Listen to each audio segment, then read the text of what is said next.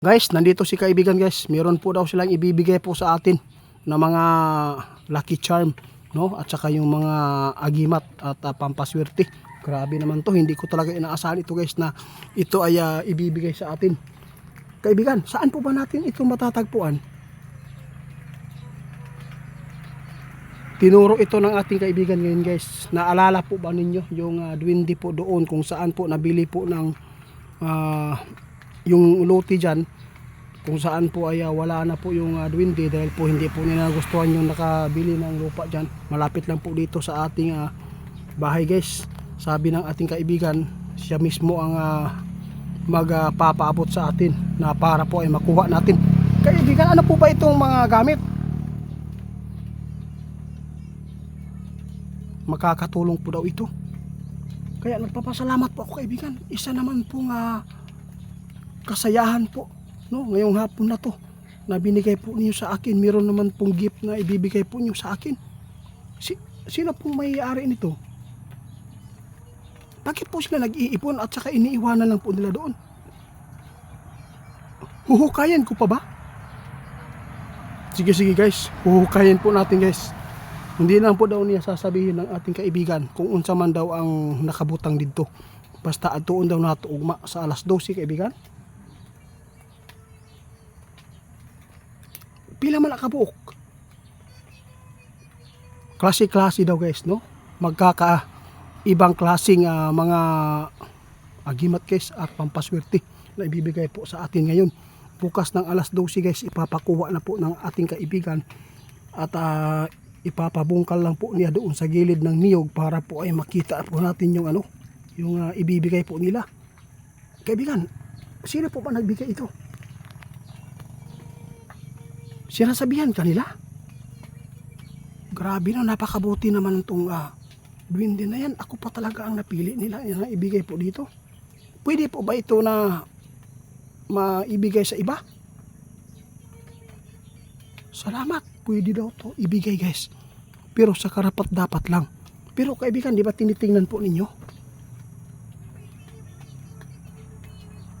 Maraming salamat po guys.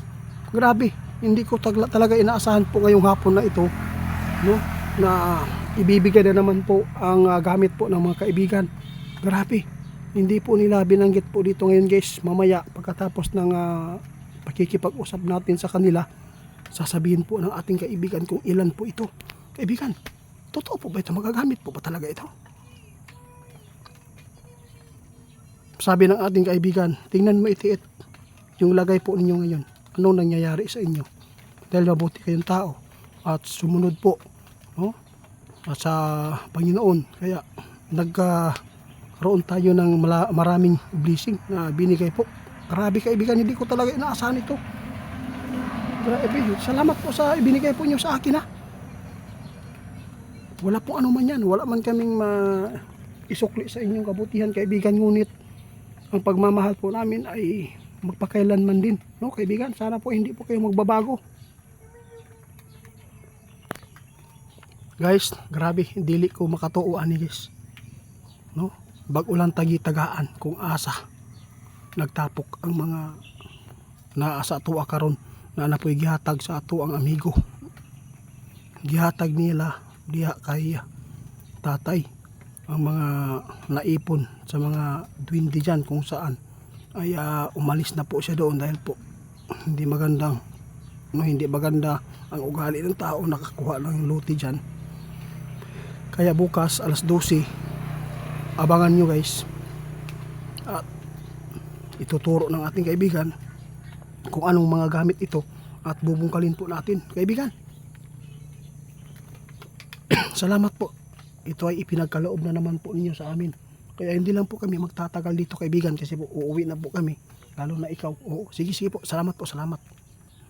Guys, muling nagbigay na naman po ang mga kaibigan po natin ng mga kagamitan para po ay magagamit po natin sa pang-araw-araw.